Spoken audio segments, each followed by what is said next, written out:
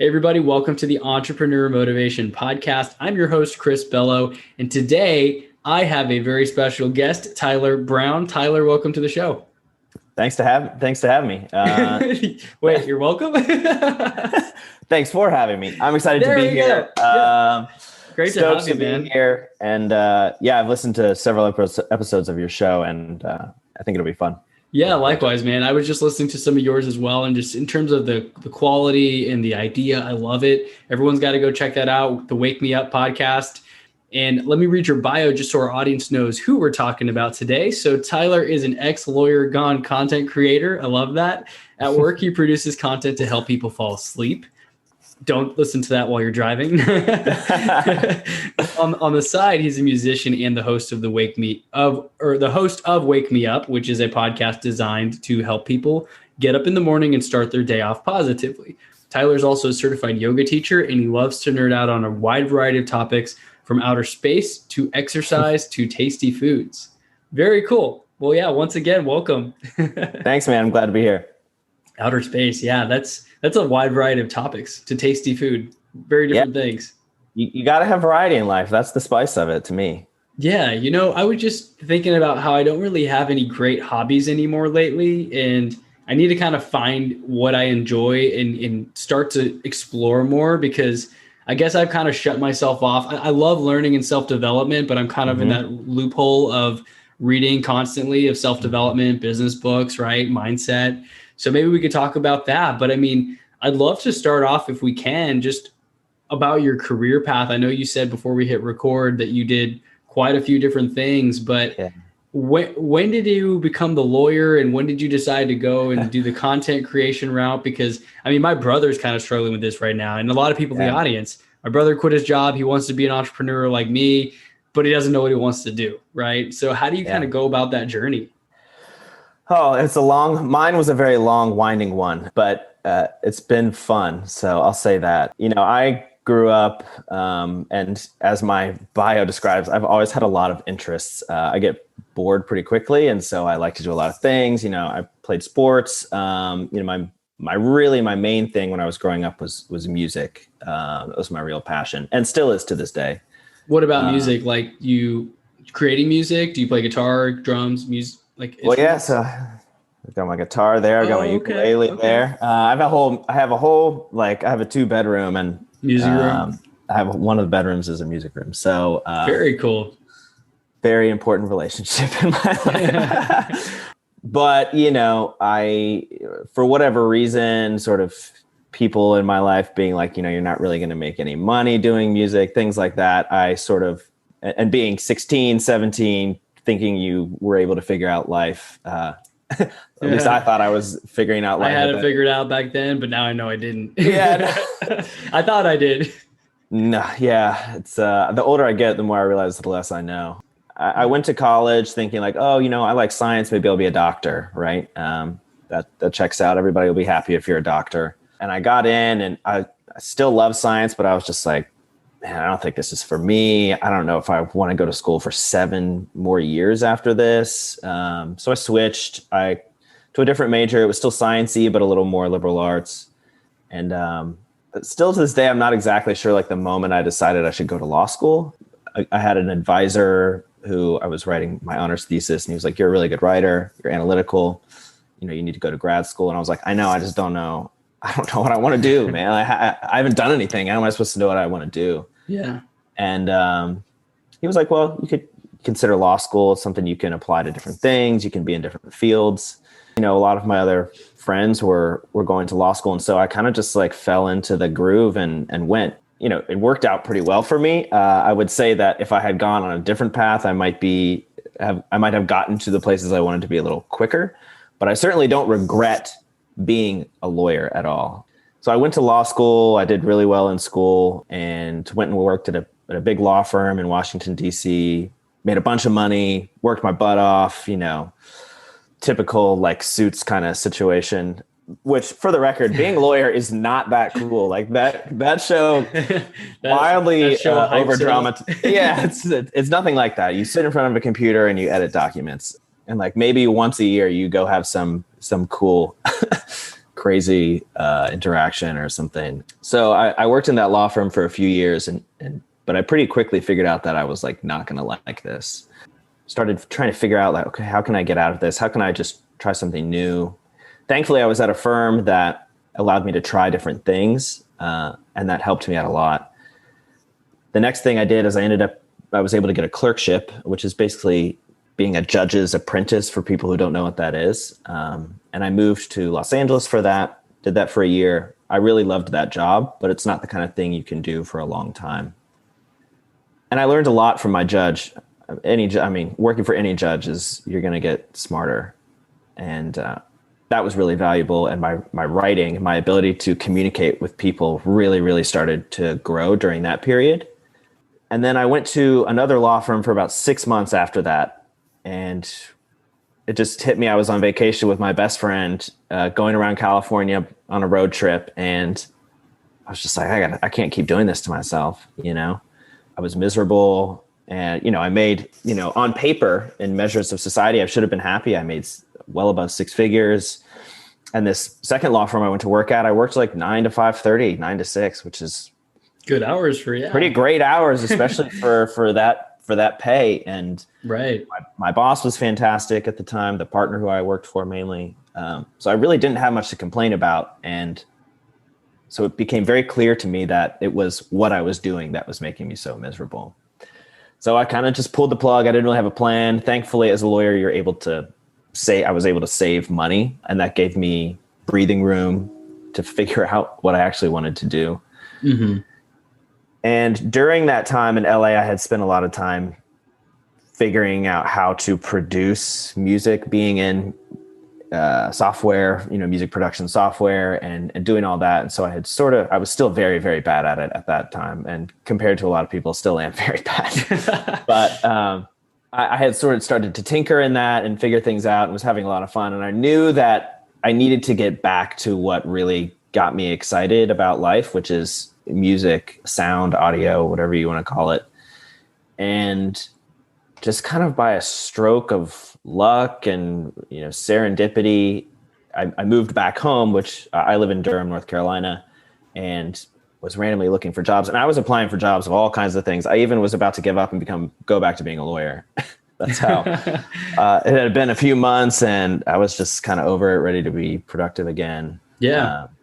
And eventually found a startup company that's the CEO lives here in Durham, and I sent in my resume. And I should say that the application that I sent in, my resume did not match the qualifications for this job whatsoever. The qualifications for this job were, audio production, sort of mindfulness, meditation, and project management basically. But my resume said none of that. It said lawyer, good lawyer. Hold on a second. Yeah. And so I wrote this very long cover letter to my now boss being like, at this time of my life, I'm making all these changes and blah, blah, trying to explain. And on the website this was on, which is called AngelList. It's angel.co. It's kind of like LinkedIn for startups. You can see that they've opened your application. And so I saw that he had opened my application and not responded. Oh no. And I was like, well, it is what it is. I was applying to so many jobs. I really didn't think twice about it at the time. And also at the time, one of the things I was thinking of doing was learning to code and making softwares. And one of the ideas I had was now sort of my podcast, which is helping people get up. So, I was thinking like, maybe I'll make this app that is an alarm, but it sort of like slowly gets you out of bed and gets you excited about the day. You like meditate a little bit, maybe do a little stretch, a bunch of basically positive vibes for the morning. And so I reached out to my now boss again, and I was basically like, hey, I'm thinking about doing this app. I know you built one. Like, can we just get coffee and talk? And he said, yeah. And when we got coffee, he offered me the job running content for this startup. And I really lucked out. I mean, it's so up my alley. It really touches on all of the things that I do well: writing, audio, project management. And over the course of that, I learned basically how to do my podcast that I had been envisioning for so long. And so, you know, all of these things are sort of coming to fruition at the same time now, and it seems the path seems logical at this point, but when I was on the path, I had no idea. I was so confused. Your ego tripping on yourself. Like, I have a law degree. I was a successful lawyer and I just quit. So many people hit me up when I quit and they're like, one, okay? They were like, one, are you okay? Two, why? Like, how did you do it? What gave you the confidence? I'm so miserable. Right. There's a lot of people. Isn't that funny how that happens when people are like, how did you do it? How'd you get the guts to do it? Because they feel trapped. Yes. And that's another thing that I've realized through my show. You probably get this a lot too, is people feel so stuck. And, maybe it's the golden handcuffs. They don't think they'll be able to get the same salary that they're used to living on or whatever. There's 1,000 reasons. Kids, too old. Old. They don't have the right training. I mean, I can come up with 1,000 excuses for anybody right now. But the question is not about excuses. It's about, what do you want to spend your time doing? What's going to make you happy? Because if you do that, you will be far, far, far more successful, probably financially. In terms of happiness, but right? Happiness, success will be way, way better. 100%. Yeah. I heard Gary Vee made a post. I think I saw him make a post about life's too short to do stuff you hate. It really is, because it's just such a drag when you're doing something. And I mean, maybe at first the 6-figure income was appealing to you. And it was for me when I got my business degree and went to college and all of that.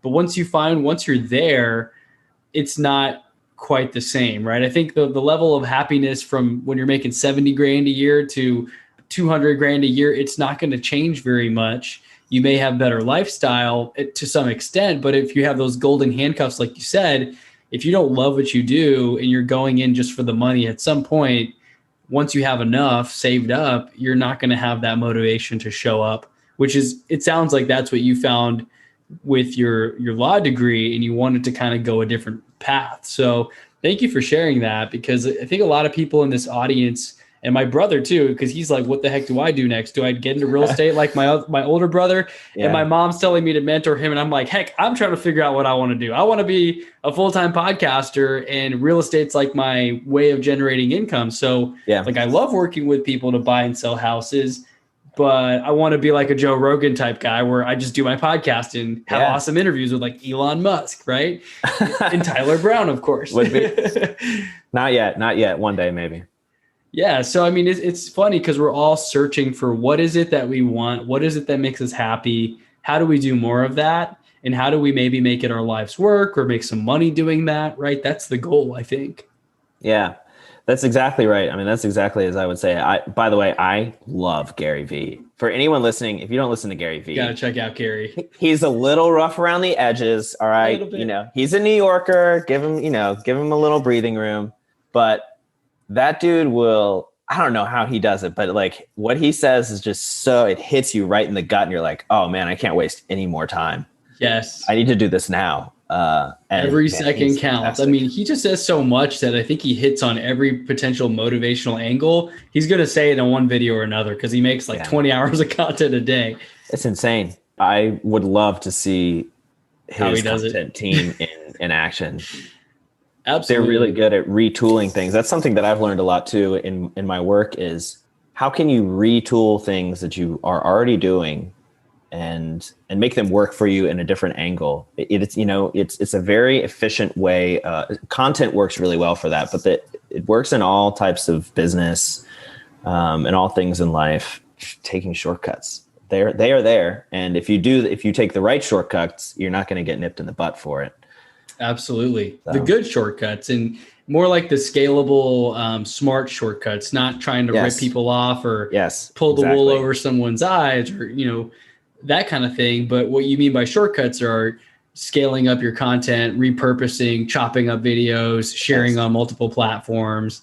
Yes. That's how you can cheat in a way because you're putting out, 20x the content for whatever you spent Right. in putting it into the video in the first place. That's exactly. You take one piece of content and you turn it into 5, Yes. so that you're helping yourself out a lot. Now, obviously don't scam anybody. Never do that. That's not going to help you out in the long run. It might help you right. It might help you right now, but right. And if you do find something like that where you're cutting corners and you're winning right now, I mean, like you said, it's not sustainable in the long term, and it'll come back to nip you in the butt, whatever the phrase goes. Is it butt or butt? I don't even know. I've always wondered that.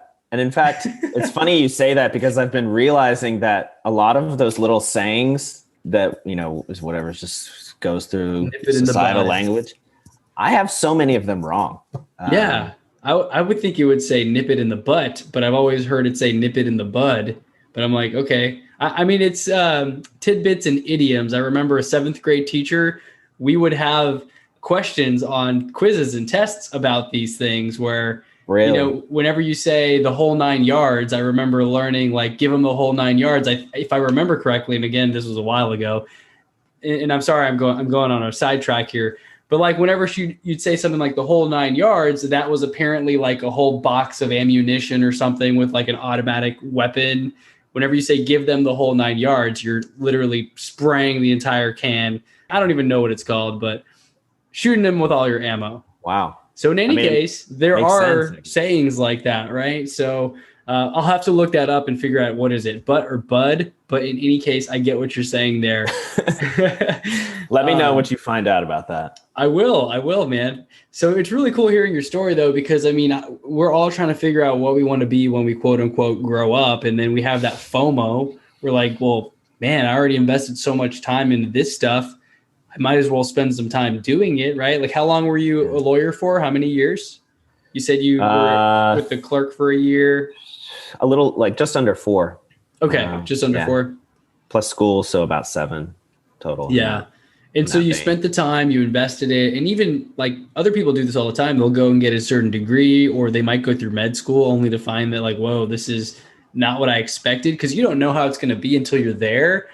And we always have that grass is greener on the other side syndrome, right? You get there and it's not what you expected. And you're wondering, I wonder if that's better. You get there and you're happy for a little bit. And then you find the stuff that you don't like about it, right? I'm still searching for that as well. How do I find that thing that I love so much that it just feels like play and flow? Like how Gary Vee wakes up every day probably to make content. He seems like a little kid at a chocolate factory, right?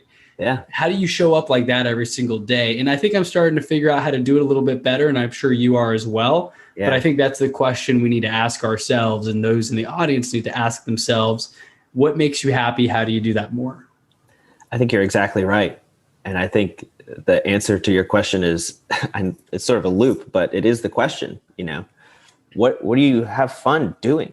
Yeah. Like if you take 2 weeks of staycation, I would sit upstairs and make music or play my guitar or play my piano. That's what I would do. Maybe you would sit and read books. Maybe you would exercise 3 or 4 times a day. Maybe you would just be miserable because you chose to do a staycation, not a vacation. Right. It's about you and how you want to spend your time.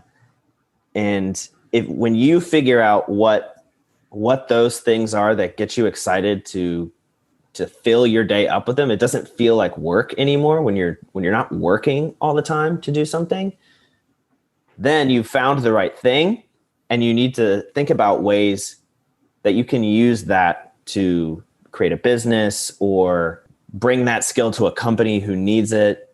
I mean, the perfect example is like travel bloggers. Right. It's so oversaturated and overdone in so many ways, but people still want to do it. People still want to do it. And can you blame them? No. If you've ever traveled the world, then you typically enjoy it. And if you could just write stories about your own travels and make money enough to travel, why wouldn't you do that? And you can apply that logic to a lot of different things. It just takes a little creativity and willingness to search yourself and be okay with that. What you really love might not be what your parents want you to love. It might not be what society wants you to love. It might not be the easiest way for you to make. If you do things you enjoy doing every day, you will be more creative about how you do that work. You'll be more willing to take risks. You'll be more calculated in your risks, and you're gonna have a lot more fun, and you're gonna get a lot farther, in my opinion. I know that I had to take a sidestep, arguably a couple steps back from where I was, 5 years ago, 4 years ago. But I am 100% certain that in the long term, 10, 15, 20 years from now, I'll be way farther ahead than I would have been as a lawyer. Exactly. And that's another takeaway for everyone listening, is that just because you spent X amount of years or months or weeks studying or preparing for something or going down a career path that you thought was going to be the thing for you, doesn't mean you have to stick with it if you're not happy with it, as hard as it may be. I mean, I have a degree that I don't use anymore. I quit that corporate job too. And so I kind of know how that feels in terms of, well, I got the dream job that I thought I wanted. I'm here now. It's not what I thought. It pays well. I have great benefits. I'm saving up money super fast, but I was miserable driving into work every day. I mean, the conversations were superficial at the water cooler of, oh, how are you doing? Oh, great. Oh, haha. It's kind of crazy. Like, you hear the same little talk. I read this book called The Millionaire Fastlane. Have you ever read that one or heard of it, by MJ DeMarco? I haven't heard of that one. So I remember in the audiobook, I think it was narrated by the author, but he said that everyone has the same people at the water cooler, just at different organizations. And he said, like, talkative Sue, he had names for them, of like someone who just talks about their kid's soccer game, and someone else complains about how the meetings have been super inefficient and long all the time. And another guy always like spits when he talks and it like lands on your arm. Like, I forgot exactly who they were, but you can think about it. Any job you've had, any location you've worked at, you can think of these stereotypical people, and the conversations never really go that deep. And if they do, it's usually rare. Like, if you were to find someone who had similar passions and interests to you, you may never even know, because you're so busy working on like a case file or whatever it is that you were doing every single day, that you wouldn't know if the person next to you loves music and likes to create podcasts and things like that, in most cases. And so now that we're both in this space of like connecting with people and creating our own content, it's so much more fun. And you feel like, I feel so free. I can say whatever I want. I can like edit this video however I please. I can, we could cuss if we wanted to. We could bleep stuff out. It's like really cool. It's really freeing, I guess. Yeah. And there you go. Now you found it because you're having fun. Exactly. And like I said, when you have fun, I mean, there's a ton of science around this too. That's why kids learn so much faster, is because their mind is in a state of play. And when you're playing, you're not worried about the results. You're not worried about the outcome. Yes. And so if you can optimize your brain to play, then you will learn more, and the outcome will be better, even though you're not trying to improve the outcome. You're just having so fun. Crazy. It's a total mind, like, whoop. I would say the cuss word, but I'm trying to not make you bleep it out. It messes with your mind, but that's really how you have to think about it. Like, how can I play? And then how can I turn my play into something that works for me? I heard someone on a previous episode say Buddha had a quote that said, disinterested work. Not that you're not interested in the work, but that you are disinterested in the outcome. You're treating everything as play. You're in that state of flow. You're enjoying it, and you're doing work that you need to do. And the outcomes, you just let them happen as they may. And of course, I mean, you can't just like hope everything works out. I think it's important to track and measure goals and course correct. Right. But I love the idea of that, of just really understanding that do your best that you can, have fun, enjoy the process, and then watch the outcome. Hopefully, it aligns with the direction that you're looking to go in.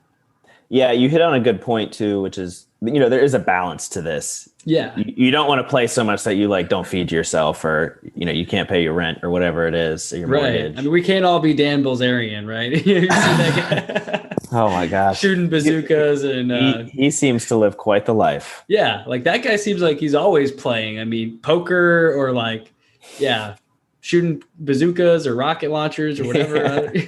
That looks kind of cool. But I mean, at the same time, you got to be realistic with your goals. And I mean, I love to read those books about like creating a scorecard and measuring your progress and creating charts to track your progress over the last few years. But what the big point here that you're making, and that I really want to harp on, is understanding that we have to enjoy it and like take it easy in a way. Like, don't stress all the time. Because when you're worried about stuff, man, like, this as well as I do, you're not operating at your best. You're just not. There's no way. I mean, think back, like everyone has something that they've been in the state of flow doing, whether it's sports or, some sort of art or, whatever. There's 1,000 different things it could be. And like, think back to how your mind operates in those situations. It really is very limitless. Like you see potential in things that you otherwise wouldn't. And, like you're saying, when you're working and it feels like work, then you're not seeing that. You're just focused on getting the task done. And you're not seeing like, oh, I could completely change how I'm doing this, make it so much faster and better. But if you're playing, then those are the kinds of things you start realizing. There's a balance to it. So how do you, and I think the right way to figure out that balance is try to play as much as, create the space for yourself to play as much as possible in doing your work, but then make these sort of routine times where you come out of that and you come to your 10,000 foot view and be objective and be like, am I actually hitting the goals, Right. with your scorecard or whatever tool you want to use. That's typically how I do it. And I find it works pretty well for me. That's awesome. So how do you manage everything with your routine now? I know you're big on like your morning routine and how you wake up and meditations and stuff like that. And I believe in your bio, I mentioned you were also a certified yoga teacher. Yeah. So do you teach yoga still now, or you just have your license for that, or? No, it's just not really what I want to spend my time. Like, time is the limited factor. Right? Time is the limiting factor. If I had all the time in the world, I'd probably teach yoga too. Yeah. But I practice it pretty frequently, less now. I really love practicing in studio. Hot yoga is my thing. But, obviously nowadays it's a little bit tougher. Yeah. But my routine, I'm a very sort of fluid person. For someone who has a morning routine show, I should admit that I am pretty structured, but I am definitely not the most structured human on earth. And I'm okay with that because it works for me. That's how I like build the balance in. I know myself, and I go through these phases of like crazy focus that will go for like a week or two at a time. And then I'll sort of come out on the other end, having completed or finished whatever I was in that zone for. And I'll be like, well, I really didn't even take care of my needs during this period of time. And so, I go through these phases of like a week or two of like crazy focus on something. And then I'll kind of come out of it and reset and make sure I'm good. And eventually I'll get sucked back into something that I'm interested in. I do, despite being a lawyer, I am a creative. So I definitely have that side to me. But I mean, that's one of the things that being a lawyer really helped me to do is have that, turn on my logical brain and let it be in control sometimes, because you gotta have that balance. Otherwise you end up in crazy places you don't want to be. Definitely. And I think I've heard the phrase visionary versus the implementer. A lot of businesses that have multiple co-founders, they may have these different types of people. And I think creative people are like the visionary type, the entrepreneurs that see ideas, they come up with a lot of things, they want to throw a million things at the wall. Shiny object syndrome is a problem. And then you need like an implementer or an assistant or somebody who can help corral you and say, okay, Chris, that's great. I'm glad you have 5 new ideas, but what about these other 2 that you wanted to stick to and you kind of forgot about? Like, you need to do these things, right? So it's really important to, if you can't do that for yourself, like I have an assistant and she has to constantly remind me, hey, Chris, you didn't do this thing. You asked me to help you with this. I sent it to you. And now it's your homework to actually do it. And I'm like, oh, okay. Yeah. Before I come up with a new idea, let me go and do that real quick. Right. That's good. Yeah. Constant struggle. It is though. And you just got to figure out systems that work for you. Definitely. Sometimes sometimes it's someone else. Or maybe reminders, right? Setting your shoes out if you want to go for a run, that kind of thing. Yeah. I find that optimizing my space for what I'm trying to put my time into is really, really helpful. Like you can figure out a lot by someone. Have you ever thought about this? You can figure out a lot by someone by just going into their living room and their bedroom and seeing how it's set up. It's actually pretty interesting. Most people don't really, why would you pay attention to that? But if you do pay attention to it, you'll typically see what they focus on. For sure. For sure. I guess I've heard of this as well, because I mean, there's some people who are just very clean and tidy and their desk is always spotless, no cables to be found. And then my webcam is hiding the cables that are just jumbled up all over the desk. And to be fair, I'm not in my home office, but at the same time, it looks like this over there too. Maybe I just need a MacBook or something to get rid of all these cables, but I just have, for some reason, it's like, almonds over here, and I got my mouse pad, and then I unplugged the little thing for my mouse. It's just stuff's everywhere. My man's got to be ready. He's got to have his stuff. He's got to be ready. It's okay. I do have everything. I pack it all up, but it just gets a little messy sometimes. But at the same time, I like to think that, I'm focused on stuff that I think is the highest, activity that I can focus on at that moment. Yeah. But like you mentioned, whenever you meet the people that are clean and they've got everything in order and they're organized, they're going to most likely be on time. They're not going to miss anything. They have attention to detail versus the person like me who is flying by the seam of my pants. I think that's another phrase. Is it seam of your pants or the seat of your pants? I don't even know. I don't know. That's another one that I'm like flying by the seam of my pants, and I constantly run out the door to realize that I forgot something. Like I'm the person who leaves the house and then has to go and open the door because I forgot like my water bottle or my phone charger, right? Or my almonds, right? So understanding who you are, right? So it seems like you've taken a lot of time to learn about who you are, how you operate, what your interests are, and how you can actually pursue that. Absolutely. I mean, that's probably the most beneficial thing that I got from yoga teacher training is just like forced self-reflection, which I highly recommend. You don't have to be into yoga, you don't have to be in meditation, but observe yourself, figure out who you are, because otherwise, if you're not directing your life, someone else is. Boom. And that's so just a bummer. That's a real bummer. Life is long, but it is also very short. Don't waste it. Yeah. You can do a lot of stuff in a lifetime. Yeah, you really can.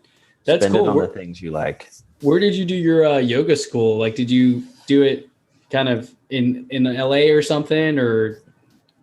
Yeah, when I was living in LA, I had about a month before I started my job when I first moved there. And so, I just was exploring the city and had a bunch of time and just kind of went to the first yoga studio that I saw down the block and ended up all of my best friends from LA are there.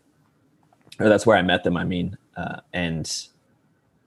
had done yoga before some, but it's different on the West Coast and the East Coast. I have to say that it's a lot more popular on the West Coast, and the studio I got to was just great. I made a bunch of good friends, and I kind of always had this feeling that I would do something with yoga. And so in fact, one of the teachers of the training that I took was one of my best friends.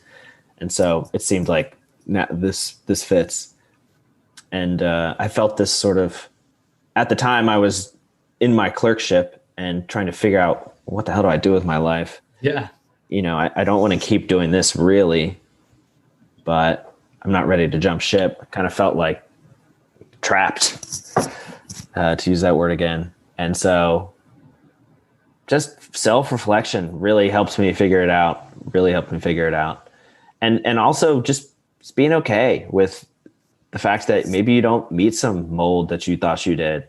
It's okay if you don't. Molds are an average. That doesn't mean you are average. In fact, but nobody's really average. You might be average in one way or another, but the whole of you is not. These sort of averages, these molds that pushed around on us, they don't need to reflect you. So don't feel like it needs to.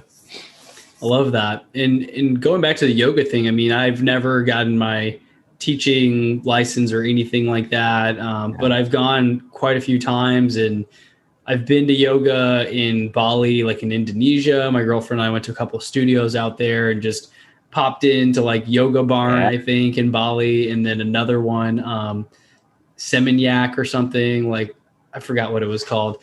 But it was just so cool because you meet instructors from all over the world. I think there was an instructor from Australia who was in town teaching, and you meet a couple of random people and you do your practice. And then whenever you're in that shavasana, when you're just like laying on the floor in sweat after a whole hour of crazy poses and vinyasas and all that, I mean, you just feel like that connection with other people Like Yeah. you just went through this thing with them, you struggled through.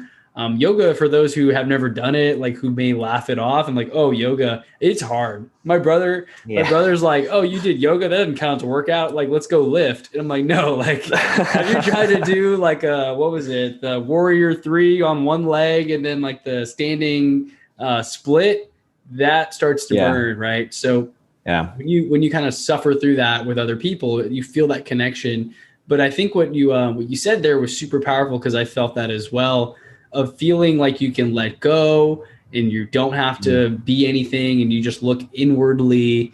And going to those practices have been very helpful. I mean, I've done a lot more on YouTube lately, of course, but it's been super helpful for whenever you're distressed and you want to let go. Just put your phone on do not disturb and like blur out the world for 30 minutes or an hour and just knock out a yoga session. It goes a long way. Yeah, yoga is great. Have you ever done hot yoga? I have. Gosh, I went to this one place. I was like, this is borderline, cruel and unusual. It was so hot in there, man. Yeah. A good hot yoga teacher will like bring you to your knees, Yes. And, like just to that point where you're like, am I about to pass out? Like, is something getting fuzzy in here? Is that just the sweat in my eyes? Yeah. And especially if you do like a 90-minute session. I did a few of those where I was like, gosh, it's really, really hot and the practice is tough. And you can't tell if you're sweating more from just the heat or from everything you're doing. It's just a combination of it. But then you get to that, typically you like reach this point where you're pretty close to exhaustion. You're like gasping for the air, like fresh air, but the air is just hot and sweaty. And you kind of have to have this mental gymnastics with yourself where it's like, keep going. I know that I can keep going. Like maybe I should just pause for a second. Like, you really learn a lot about yourself in that moment, what your tendency is in moments of of pressure and stress. Yeah. And it's a really good way to train your brain to just be okay with being like, okay, I'm going pretty hard right now. Like I might be hitting my edge. Let's just take 20 seconds. Everyone can keep going if they want to go. I'm going to catch my breath. And when I have my breath, I'll get back in and keep going. And that's a really huge life lesson in a very small moment of a yoga class. Right. And they'll constantly remind you and say, hey, if you need to take a pause for water, or you can skip this pose and do child's pose. Like if you want to skip something, you can modify the practice to fit whatever you do, right? And then there's always that person in the corner doing a handstand and showing out. I'm really like this person over there is holding a handstand for 5 minutes, and here I am trying to like barely get my do the crow pose. And you guys got to YouTube this. If you're not sure what these poses are, they get very complicated if you're a newbie, but it's all about inner growth and just getting better every day in creating your own. You can break out of that mold too, right? We don't have to fit into the mold that people say we're in. So that's really powerful, man. Yeah. Yoga is great. Highly recommend it to anybody. And it does work you in some weird ways. You have muscles where you didn't know that you had. You're about to find out some things. When you see people who can do a handstand and you see all the muscles they have in places that you're like, whoa, I don't have any muscles over there. Yeah. Start doing some handstands, some crows. It's a great way to get some exercise, stretch, and it incorporates meditation and just incense and stuff like that. I mean, I just found it really all encompassing in terms of healing mentally, spiritually, physically. It's just really great all-in-one exercise. Yeah. And I will say, I understand, especially being a guy, having played sports, like I wouldn't call myself like a jock, but I certainly understand that mentality. And I think a lot of men for that reason sort of like lean away from yoga. It's soft. It's, it's just stretching. I get it. But try different teachers. There's also stuff called like broga, bro yoga. I heard there's like goat yoga too. You can do yoga with goats on you. And there's different variations, whatever you're interested in. There's all kinds of variety. And so much of it is just about you finding a teacher that you vibe with, because I'm sure you've been to different classes. Like depending on the teacher, it's a very different kind of experience. Certain teachers like certain types of poses. Certain teachers go faster, slower. They don't get you upside down. Some teachers get you upside down a bunch. So you got to be willing to experiment and find something that works for you. Because even if you're not into like mindfulness stuff, then at worst. So you're taking care of your body, and longevity of your body is crucial. I'm trying to walk when I'm 80. Knock on wood, I get there. But Yeah, yoga certainly help with that. definitely. Well, I know you got to get running. You got a hard stop in like 10-ish minutes, right? Yeah. Yeah. Cool. So anything else you want to dive into or talk through in terms of like clarity or your story or mindset? I know it's really helpful just to hear about all the things you've gone through, your experience in yoga, how that's been a game changer mentally, physically. Well, you being a podcaster, I'd love to talk to you about podcasts for a few minutes. Let's do it, man. This is like our selfish way of learning, and then the audience will hopefully get some value out of this as well. Let's do it. Right. What was your first inclination to make a podcast? Were you a listener before that? You're like, man, I just want to do this, or yes. What? Yeah, I think a friend sent me over a podcast, and I was listening to this relatively young sounding kid, and I was finding that I was binging on all these different shows. And sometimes I would listen to shows where I'm like, that one wasn't even that great. Like I could have made this. I started to realize that I could do this. What's stopping me? Nothing really stopping me, except that I didn't really have a business, I guess, and I didn't know what to talk about, if that makes sense. If anything, that was what was stopping me. But I think if I can attribute it to Startup Podcast by Gimlet Media, I don't know if you've ever heard of that. Yeah. But I think there was an episode that was called Just Hit Record, and it was basically just talking about how they started it and they just started to hit the record button, and half the conversations they already had, they found that if they just had a good quality mic and they aired it, people started to listen in on it. And that alone has been so true, because now anytime I'm about to have a conversation, I'm like, wait, we're about to talk about this. Like, can we just do it on Zoom and record it? Because I can make a podcast out of it. Right. So it's been very like a selfish, I hear this all the time from other podcasters, like selfishly, they get to ask questions that they're struggling with, and it helps you grow and learn. And then we might have a breakthrough, and maybe I'll go do Broga next week. Right. I never knew about Broga. I learned about that today. You might start a whole new chain of Broga in Texas. I'm going to open up a Broga studio here. I've never heard that, but that's hilarious. How about for you? So what was it that made you want to start? Like, when did you decide I can do this? Because I know you said you had the idea for a while, and then when you learned through your startup, that's when you kind of put the pieces together. Yeah. I had never really thought of doing my show as a podcast, which to me sounds funny now because it seems like the easiest way to start it. You're like, what would put out free audio content to people? There's no infrastructure needed. Nowadays there's tons of hosting platforms. You can get hosting for free. Yep. It's really the easiest way to do your, minimum viable product. So that was really what got me to do it. So I was like, oh, okay, this is how I should do the easiest version of what I'm envisioning in my mind. And I'm glad that you said that startup episode, because I have an episode of my show that's one of the most listened to episodes of my show. It's called Care Less, Do More. And that's awesome. I love that. I love that line. I don't know how I came up with that. I probably got it from somebody else. That's funny because my tagline is less dreaming, more doing. So it's kind of like along the lines of like, all right, stop thinking about it so much and just start taking action.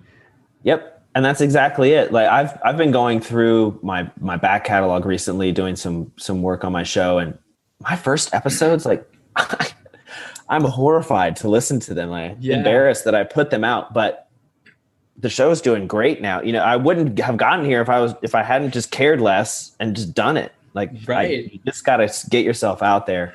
You can learn while you're doing, and you'll learn faster while you're doing than trying to imagine it all beforehand.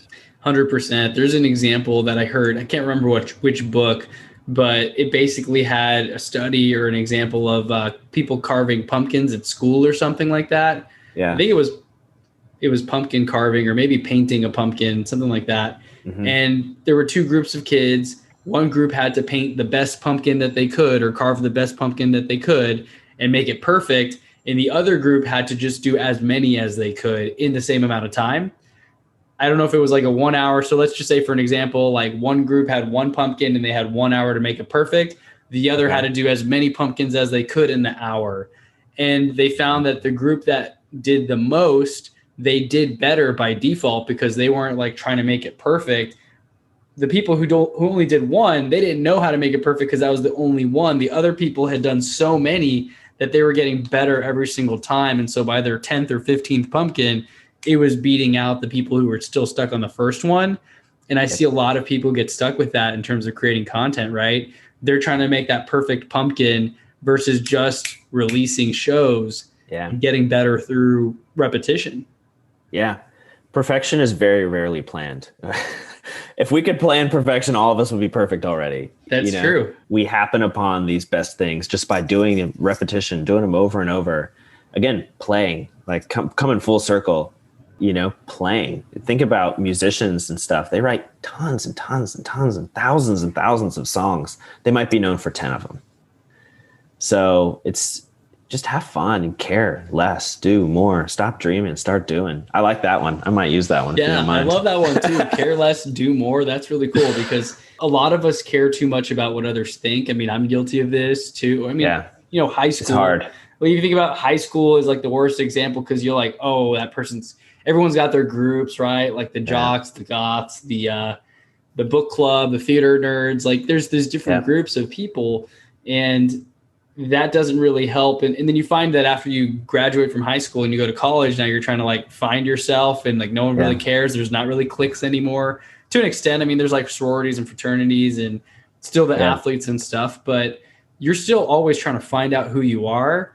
Mm-hmm. And I think it's kind of cool when you finally realize I can be whoever I want to be. Like I can change who I want to be, like just because everyone knew me as a certain person, I can become someone else. I mean, it's just so cool to see how far you can come because I like to think that people who haven't seen me in 10 years, when they see me and maybe they add me on Facebook, they see me post a podcast and they're probably like, oh, I don't remember Chris at all doing podcasts. It's like he was a drummer with long hair in high school who like had a pierced lip, right? And now I'm podcast guru, productivity guy, short hair, no more lip ring, and it's just funny to see because like I'm not that person anymore. And so you don't have to be stuck in that box that people put you in a way, right? So no. If there is anyone in high school listening, do not think what happens in high school stays in high school. Being cool in high school does not matter. That does not relate to being cool later on in life. It does not matter. Don't stress about that. Oh man, I remember the song.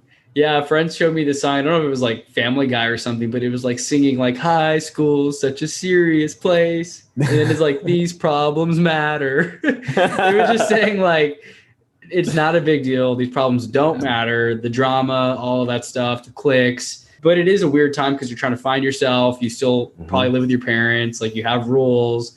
It's just a weird time. I mean, I remember even in middle school, I still give my mom crap. She never let me go to the movies with like my girlfriend at the time because she's like, I'm not leaving you alone. Like you would have had a baby by now or something.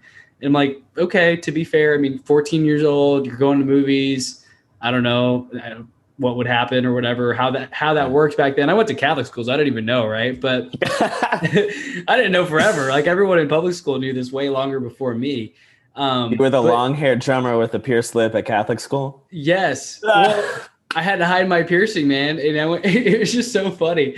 I love that. And I hung out with the skater kids and stuff, but you're trying to find out who you are. And it sounds like from our stories as well, I mean, I'm still trying to go towards that perfect vision of where I see myself in the future.